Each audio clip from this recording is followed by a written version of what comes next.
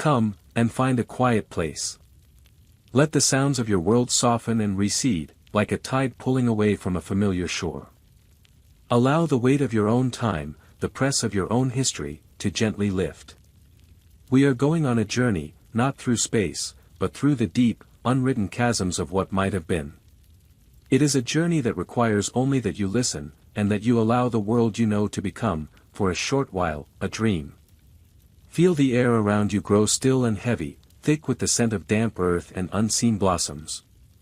The light behind your closed eyes shifts, from the sharp, clear light of your own century to a diffuse, golden-green haze filtering through a canopy of leaves the size of dinner plates. You are standing at the edge of a great, steaming forest. The air is warm, humid, clinging to your skin like a silken shroud. The ground beneath you is soft, a carpet of moss and fallen ferns that has been accumulating for 1,000 years. The sounds are alien, a symphony of clicks, whistles, and deep, resonant calls that vibrate not just in your ears, but in the very bones of your chest. This is the world as it was, 66 million years ago. A world of giants, a planet breathing with a wild and untamed life. This is the Cretaceous period, in its final, glorious chapter. We see this world through the lens of bone and stone, a fossilized story of instinct and survival. We see the hunter and the hunted, the great, lumbering herds, the swift, feathered predators. We see a world governed by the ancient laws of hunger and fear. But what if there was another story, hidden between the layers of rock and time, a story that was never fossilized because it was not written in bone, but in thought? What if, in this verdant, violent world, a different kind of seed began to sprout? Not in the soil, but in the mind. Imagine, for a moment, that the relentless pressure of evolution, which gave rise to our own consciousness, had found another path, another vessel. What if the spark of self-awareness, of intention, of looking at a star and not just seeing a point of light but feeling a sense of wonder, had ignited not in a clever ape, but in a dinosaur? What if the long, slow, patient rhythm of reptilian life, stretched over millions of years, had given birth to a form of intelligence so profoundly different from our own that we might not even recognize it? An intelligence that did not seek to conquer the world, but to understand its deep, slow music. An intelligence that measured its history not in centuries, but in geological ages. This is the question we will explore together. We will step away from the known story and walk a path of speculative wonder, to imagine a civilization born of scale and feather, of claw and deep time. We will listen for the echoes of their thoughts, look for the shadows of their cities, and try to understand a world where the planet's most dominant life forms did not just live upon it, but learn to think with it. Forget the roaring monsters of our own imagination. We are here to seek something else, the quiet, patient, and impossibly ancient dawn of the saurian mind. Let us begin our search not with the titans, not with the armored fortresses or the dagger-toothed kings. Their path was one of physical supremacy, a story told in tonnage and brute force. Instead, let us turn our gaze to the forest floor, to the dappled shadows beneath the giant cycads. Here, among the undergrowth, moves a creature of more subtle design. It is small, perhaps no taller than a human child, and covered not in scales, but in a soft mantle of proto-feathers that shimmer with iridescent blues and greens in the filtered sunlight. This is a troodontid, a member of a family known in our world only by its fossilized remains, but notable for one astonishing feature, a brain case disproportionately large for its body size. In our timeline, it was a clever hunter. In this timeline, it is the beginning of everything. Let us call them the crested observers, for the fan of vibrant feathers that adorns their heads, which they can flush with color to communicate complex emotions. You are watching a small pack of them now. They are not hunting. They are gathered in a circle around a fallen member of their clan. There is no sound, but there is a profound stillness. One of them reaches out, not with a hand, but with the delicate, clawed fingers of its foot, and gently closes the eyes of the deceased. Another begins to pluck the most vibrant of its own crest feathers and lay them upon the still form. This is not instinct. This is ritual. This is the first, faint whisper of a thought that extends beyond the self, beyond the immediate moment. This is the birth of grief, and with it, the birth of meaning. Their world is not one of bright, sharp-focused vision like our own. Their eyes, large and golden, are tuned for the low light of dawn and dusk. But their primary sense, the one that shapes their entire perception of reality, is sound. Their hearing is incredibly acute, capable of distinguishing subtle frequencies and vibrations that would be lost to us. The world, for them, is a vast and intricate orchestra. They hear the deep, slow groan of a root system pushing through the earth. They hear the faint, high-pitched stress whistle of a thirsty plant. They can feel the footsteps of a distant herd not as a tremor in the ground, but as a complex, rhythmic bass note on the edge of their perception. And so, their language is not one of crude squawks and hisses. It is a language of music. They communicate in complex, melodic phrases, rich with harmonics and layered meanings. A single, sustained note can convey a feeling of peace and safety, while a rapid, cascading arpeggio can tell the story of a hunt, the speed, the fear, the finality. They do not speak of the world, they sing its song. Their children, hatched from clutches of pale blue eggs, do not learn words, but melodies. The history of their clan, the knowledge of which plants are medicine and which are poison, the maps of their territory, it is all encoded in song. A lullaby sung to a hatchling is also a lesson in botany. A chorus sung at dusk is a living archive of their lineage. This is an intelligence born of vibration, a culture woven from sound. It is slow, patient, and deeply resonant, a perfect reflection of the world that created it. And as they sit there, weaving a silent, feathered eulogy for their fallen friend, they are laying the foundation for a civilization that will be built not on stone and steel, but on harmony and a deep, abiding attention to the quiet music of the earth itself. Our journey continues, moving forward in time, not by centuries, but by millennia. The crested observers, our feathered singers, have spread. Their songs now echo through countless valleys and forests across the great supercontinent. But a song, however beautiful, is ephemeral. A memory, however resonant, can fade. For a culture to endure, to build upon itself, it must find a way to write its story upon the world. But how does a creature with no hands, no opposable thumbs, build a legacy? We have always assumed that civilization requires manipulation, the ability to grasp, to shape, to force the world into a new form. This is the assumption of a primate, a creature of hands. The observers show us another way. They are creatures of the earth, and so their tools are the earth itself. They do not quarry stone, they listen to it. They have learned that every rock, every crystal, possesses a unique resonant frequency. By tapping a stone with their hardened beaks or striking it with another, they can make it sing. And by arranging stones of different frequencies in precise, geometric patterns, they can create vast, lithic instruments. Imagine standing on a high plateau, looking down upon a river valley. The entire valley floor is covered in a sprawling mosaic of stones, some small and dark, some large and crystalline. A group of observers moves among them, their movements a slow and deliberate dance. They are not building a wall or a temple. They are composing. With each tap, a note rings out, a pure, bell-like tone that hangs in the air.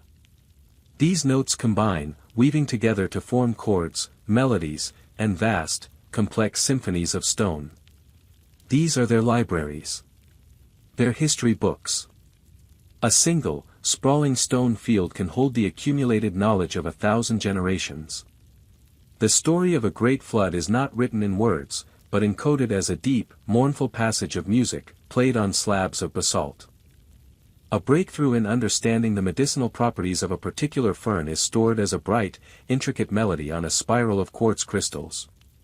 To read their history, one does not look, one listens. A young observer, to be educated, will spend years walking the stone fields, learning to hear the ancient songs, to feel the vibrations of forgotten knowledge resonate up through the soles of their feet. But their engineering is not limited to passive stone. They have become masters of symbiosis. They do not build houses, they cultivate them.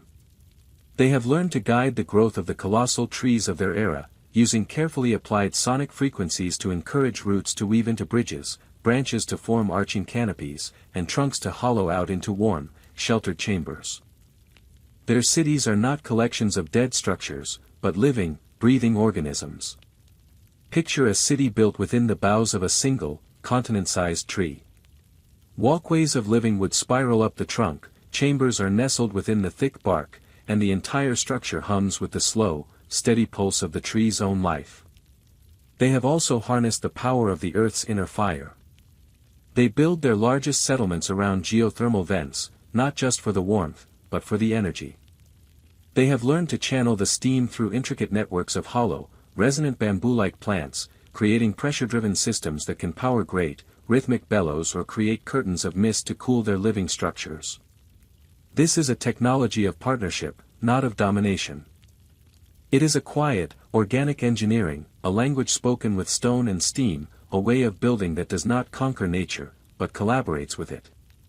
Their world is becoming a garden, and they are its patient, singing gardeners. With a history now measured in the millions of years, the civilization of the crested observers has reached a maturity that we can barely comprehend. A single generation for them can witness the slow, grinding birth of a mountain range. Their oldest songs speak of seas where there are now deserts, of stars in positions that have long since shifted. This immense timescale has shaped their entire worldview, creating a philosophy not of linear progress, but of profound and unending cycles. They do not see time as an arrow, flying from a forgotten past to an unknown future. They see it as a great, breathing circle. They have watched the world die in fire and ice and be reborn in green countless times. They have seen species rise, flourish, and fade back into the earth. For them, existence is not a story with a beginning and an end, but a rhythm, a pulse, like a heartbeat of the planet itself. Death is not a tragedy, but a transformation. An individual dies, its body nourishes the soil feeds a plant, the plant is eaten by a herbivore, and the herbivore is eaten by an observer, its melody absorbed back into the clan. Everything returns. This philosophy permeates every aspect of their culture. They do not seek to innovate for the sake of novelty, they seek to refine, to perfect their harmony with the existing cycles. Their goal is not to make things faster or easier, but to make them more resonant, more aligned with the deep music of the world. Their art reflects this cyclical worldview. They do not create static objects, paintings or sculptures to be admired in a single moment. Their art is a process, a performance that mirrors the slow changes of the natural world. Imagine a vast, shallow basin carved into a plateau. Over the course of a year, a dedicated cast of artisans, the color weavers, carefully introduces different species of algae and mineral-rich silts into the water. As the seasons change, as the sun's angle shifts, the algae bloom and fade in waves of breathtaking color, vibrant greens in the spring, deep crimsons in the summer, golden ochres in the fall, and finally a stark, crystalline blue in the winter. The artwork is the entire year-long transformation, a living painting that is never the same twice. It is a celebration of change, not permanence. Their other great art form, beyond their stone songs, is the cultivation of bioluminescent fungi in the deep, silent cave systems beneath their forest cities. Here, in absolute darkness, they create gardens of light. They have learned to coax the fungi to produce different colors and intensities of light by feeding them specific nutrients and exposing them to precise sonic frequencies. To walk through one of these caves is to float through a silent, living cosmos. Nebulae of soft green light drift through the air, constellations of brilliant blue pulse rhythmically on the walls, and great, slow-moving rivers of golden light flow across the cavern floor. These are not just beautiful displays. They are astronomical charts, maps of the galaxy as it appeared a million years ago, rendered in living light. They are meditations on time, beauty, and the interconnectedness of the very large and the very small. This is a civilization that finds its purpose not in ambition, but in attention. They are the keepers of the great quiet, a society that has achieved a perfect, silent equilibrium with its planet, a state of being so deeply integrated that the distinction between the civilization and the ecosystem has begun to dissolve into one harmonious, breathing whole. The crested observers have become the planet's memory. Their long, slow lives, and their even longer cultural history, have allowed them to perceive time in a way we cannot. To a human, 100 years is an age. To an observer, it is a single breath. They are the keepers of deep time. Their science is not one of frantic experimentation, but of patient, multi-generational observation. They have charted the slow, inexorable dance of the continents. Their stone songs contain passages that, when translated through their complex mathematics of harmony, describe the gradual widening of an ocean, a process that took 10 million years to unfold. They did not need seismographs to understand plate tectonics, they could feel it, a deep, planetary bass note that changed its pitch over an eon. Their astronomy is similarly profound. They do not look at the stars as distant, unchanging points of light. They have watched them for so long that they have seen them move. They have witnessed the birth of new stars in distant nebulae and have watched others fade and die. Their bioluminescent cave maps are not static, they are updated every few thousand years by the Star Singers, a specialized caste who spend their entire lives in darkness, their minds focused solely on the slow, cosmic ballet. Their knowledge is not theoretical, it is experiential. They have lived through ice ages and periods of intense global warming. They have seen the sea levels rise and fall by hundreds of feet. Their entire society is built upon the wisdom gleaned from these immense cycles. But how is this vast library of knowledge preserved? Their stone songs and light gardens are magnificent, but they are localized. The true genius of their culture lies in a form of record-keeping that is both profoundly biological and deeply mystical. They discovered, hundreds of thousands of years ago, that certain sonic frequencies, when sung to their eggs during incubation, could influence the developing brain, encoding information not as learned memory, but as a kind of structured instinct. These are their deep songs. An infant observer is not born a blank slate. It is born with a resonant memory of its ancestors, an innate understanding of the world's great cycles. This genetic library is not consciously accessible, but it forms the foundation of their perception. It is why they instinctively feel the rhythm of the seasons, why they understand their place in the world without being taught. The conscious act of learning, of walking the stone fields and listening to the ancestral songs, is the key that unlocks this deeper, inherited knowledge. It is a process of remembering what you already know. Their civilization, at its peak, is a testament to this deep connection. It is a world without waste, without conflict over resources, because they understand the planet's limits and its gifts so intimately. Their population remains stable, their needs are simple, and their impact is negligible. They are less a civilization built upon the world and more a civilization that has become the world's nervous system, its consciousness, its memory. They are a living expression of the planet's long, slow, geological thoughts, a society of perfect balance, living in a state of perpetual, meditative grace. The great quiet is not an absence of sound, but the presence of a perfect, planetary harmony. Into this world of perfect, cyclical harmony, a new note appears. It is faint at first, a discordant whisper in the grand symphony of the cosmos that only the most dedicated star singers can perceive. In one of their deepest, darkest light caves, an elder of the caste notices something amiss. Among the familiar, slow-drifting constellations of their living star maps, there is a new point of light. It is infinitesimally small, no brighter than the faintest wisp of glowing fungus. But it is not on their charts. And it is moving. Not with the familiar, stately procession of the planets they know so well, but with a purpose, a trajectory that cuts across the established celestial pathways. At first, it is a matter of quiet academic debate, a new melody to be studied and incorporated into the grand song. But over the course of generations, the new light grows brighter. What was once a whisper is becoming a hum, a persistent, unwavering tone that begins to disrupt the purity of their celestial observations. The star singers track its path, their calculations growing more urgent. They cross-reference its trajectory with their vast geological knowledge, their understanding of planetary mechanics, their library of past cosmic impacts recorded in the strata of the Earth. The conclusion they reach is slow to dawn, but utterly terrifying. The new light is not a wanderer. It has a destination. And that destination is them. The knowledge spreads from the dark caves to the sunlit, living cities. It travels not as a frantic warning, but as a deep, mournful chord that begins to infuse the daily songs of the observers. For the first time in millions of years, their philosophy of cycles is faced with an event that is utterly linear. This is not a slow ice age they can adapt to. This is not a volcanic winter that will pass. This is an ending. A final, dissonant crash that threatens to shatter the entire symphony. A great schism divides their society. The cyclists, the philosophical traditionalists, argue that this too is part of the great pattern. The world was born of fire, and so it shall be cleansed by fire. Their role is not to fight the cosmos, but to accept its song, even if it is a dirge.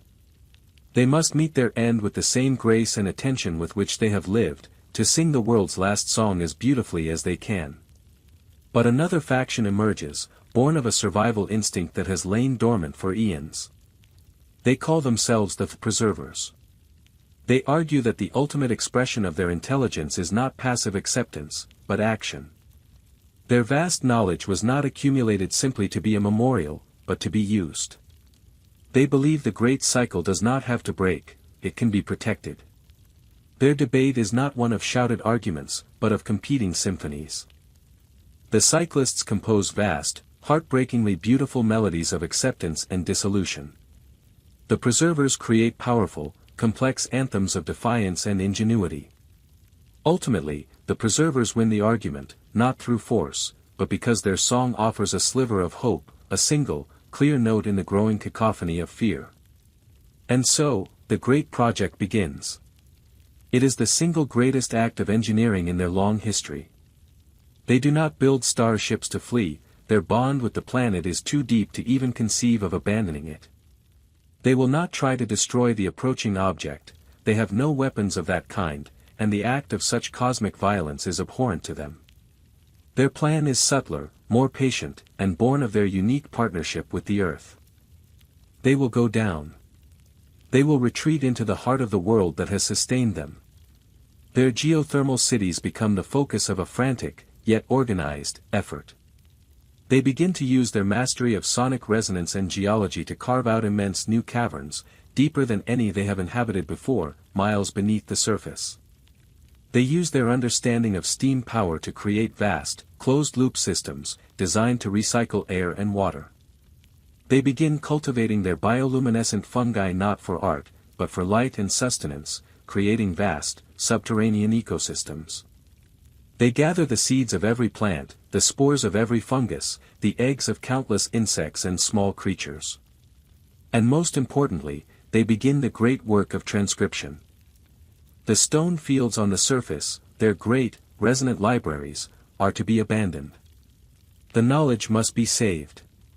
Teams of singers work day and night, translating the most important of the stone songs into new, hyper-compressed melodic forms, designed to be stored in specially grown, resonant crystals. They are building a series of arcs, not of wood, but of deep rock and living light, seed banks of life and knowledge, designed to weather the coming storm and preserve the memory of their world through the long winter that will follow. The sky wanderer grows brighter, now visible even in the daytime sky, a malevolent new sun. The work continues, a race against the final, terrible crescendo.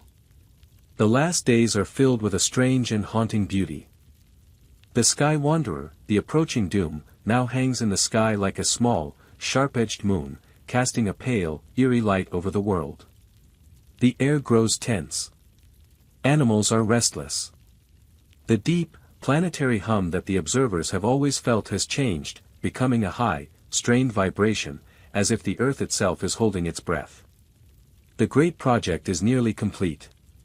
The chosen few, the librarians, the gardeners, the engineers, and the brood mothers with their precious clutches of eggs, have made the long descent into the deep arcs. The great stone and root doorways, designed to withstand unimaginable pressures, are being sealed. But not everyone has gone down. On the surface, the cyclists, those who chose acceptance, have gathered in their millions. They have spread out across the great stone fields, their ancestral libraries, to perform one last ceremony. They are not weeping or panicking. They are singing. From every valley and plateau, a single, unified song rises to meet the strange new light in the sky. It is a melody of immense complexity and heartbreaking sadness, but it is not a song of despair. It is a song of gratitude.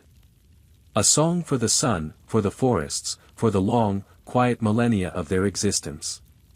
It is their final gift to the cosmos, a declaration that even in the face of annihilation, there is beauty. You are there, a silent observer in their midst, as the final moment arrives. The song reaches its zenith, a chord of perfect, soaring harmony. And then, a new light dawns, a flash brighter than 1,000 suns, that erases the world in an instant of pure, white silence. The sound, when it comes, is not a sound at all. It is a physical blow, a wave of pressure that flattens the giant forests and boils the seas. The earth heaves, a single, planet-shaking convulsion. The sky, once blue, then white, turns a fiery, furious red as trillions of tons of superheated rock and dust are thrown into the high atmosphere. Then comes the darkness. A thick, impenetrable blanket of soot and ash that blots out the sun completely. The world is plunged into a night that will last for years. The temperature plummets. The rain that falls is a black, acidic sludge. The great, living tapestry of the Cretaceous world begins to unravel. The plants, starved of light, wither and die. The herbivores, with nothing to eat, follow soon after. The predators, their prey gone, succumb to starvation and the biting cold. The planet's symphony is replaced by a profound and utter silence, broken only by the howling of the wind across a dead and frozen landscape. But deep beneath the surface, in the geothermal arcs, life clings on. The initial impact was a tremendous shock, a vibration that threatened to shatter their deep rock sanctuaries. But the arcs held. The descendants of the preservers, the last of the crested observers, have survived the apocalypse. Their new world is one of eternal twilight, illuminated by the soft, shifting light of their fungal gardens. The air is warm, humid, and thick with the scent of moss and damp earth, circulated by the rhythmic pulse of their steam-driven engines. They live in a closed system, a bubble of the old world buried in the tomb of the new. Their lives are now governed by a new rhythm, not of the sun and moon, but of the great geothermal heart of their arcs. Their philosophy of cycles is put to the ultimate test. They tell the stories of the surface world, the great light, as a kind of paradise lost, a heaven from which they were cast out. The sun has become a myth. The sky is a legend whispered to hatchlings. Their songs have changed. The joyful, complex melodies of the old world are gone, replaced by simpler, more melancholic tunes that echo with a deep sense of loss. They are songs of remembrance, of hope, and of a profound, gnawing uncertainty. They believe this is just another winter, the longest winter, and that the cycle will eventually turn. They believe that one day, their descendants will emerge from the darkness and sing to the sun once more. But as generations live and die in the unchanging twilight, as the memory of the sun fades from living song into recorded crystal, a seed of doubt takes root. What if this is not a cycle? What if this is the end of the song? They are the keepers of a flame in a universe of darkness, and they do not know how long the fuel will last. Let us now leap forward, across an ocean of time so vast it defies imagination. 66 million years. The time it takes for mountains to be born, grow old, and crumble into dust. The time it takes for continents to drift apart and collide, reshaping the face of the planet. On the surface, the world has been reborn. The long winter ended, the sun returned, and life, tenacious and resilient, bloomed once more. But it is a different world. The age of reptiles is over. The age of mammals has dawned. New forests have grown, new oceans have formed, and a new kind of intelligence is beginning to look at the stars and ask its own questions. The great civilization of the crested observers is a ghost, an impossible dream with no evidence of its existence left on the surface. The living cities have rotted away, the stone fields have been buried under miles of new sediment, eroded by wind and water, or subducted into the planet's molten heart. There is nothing left. Or so it seems. Let us descend once more, deep into the earth, far below the familiar strata of our own history, into the deep, primordial rock. We are returning to one of the arcs. The geothermal vent that once powered it has cooled and quieted over the millennia. The great engines have fallen silent. The intricate systems of air and water are failing. The ark is dying. And its inhabitants have changed. The long generations in darkness have sculpted them into new forms. They are smaller, more slender. Their feathers have lost their vibrant, iridescent colors, becoming a uniform, ghostly white. Their eyes, adapted to the eternal twilight of the fungal gardens, are enormous, black, liquid orbs that seem to hold the sadness of ages. They are no longer the crested observers, they are something else, a spectral echo of what they once were. Their culture is a shadow of its former self. They have lost the knowledge to repair their complex machinery. The art of composing new stone songs is long forgotten. They are librarians in a library they can no longer fully read. They listen to the crystal songs of their ancestors, the melodies of the world before the fall, and the music is so full of light and space that it is almost painful to them. It speaks of a world they cannot comprehend. Their own songs are little more than whispers, faint, sorrowful tunes sung in the dim, flickering light. Their philosophy of cycles has become a religion of despair. They are trapped. The world above, their promised paradise, is now an impossible dream, its entrance sealed by miles of solid rock and the crushing weight of time. They are the last embers of a great fire, slowly fading into darkness. They huddle together in the fading glow of their dying gardens, singing their quiet laments, a civilization at the very end of its impossibly long story, waiting for the final silence. The great quiet, once a state of harmonious achievement, has become their tomb. But let us not end our journey in despair. Let us make one final leap, to a time very near your own. Imagine you are part of a deep-sea exploration team, piloting a submersible into one of the last unexplored places on Earth, a trench, miles deep, where the pressure is immense and the darkness absolute. Your mission is geological, to study the ancient crust at the bottom of the abyss. Your powerful lights cut through the blackness, revealing a landscape of strange, twisted rock formations and bizarre, translucent creatures that have never before been seen. As you navigate along a sheer cliff face, your sonar picks up something impossible. A pattern. A series of perfectly straight lines and 90-degree angles, a structure that cannot be natural. You guide the submersible closer, its lights playing over the surface. It is a wall, impossibly smooth, made of a dark, basalt-like rock, but polished to a mirror finish. And it is warm.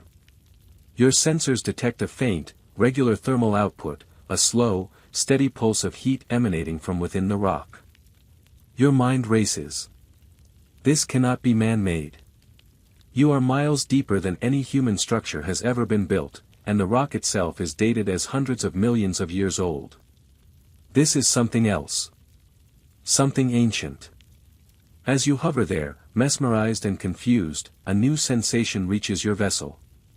A vibration. It is not the familiar groan of geology, but something more structured. It is a sound, a deep, resonant, and impossibly mournful hum that seems to penetrate the very hull of your submersible.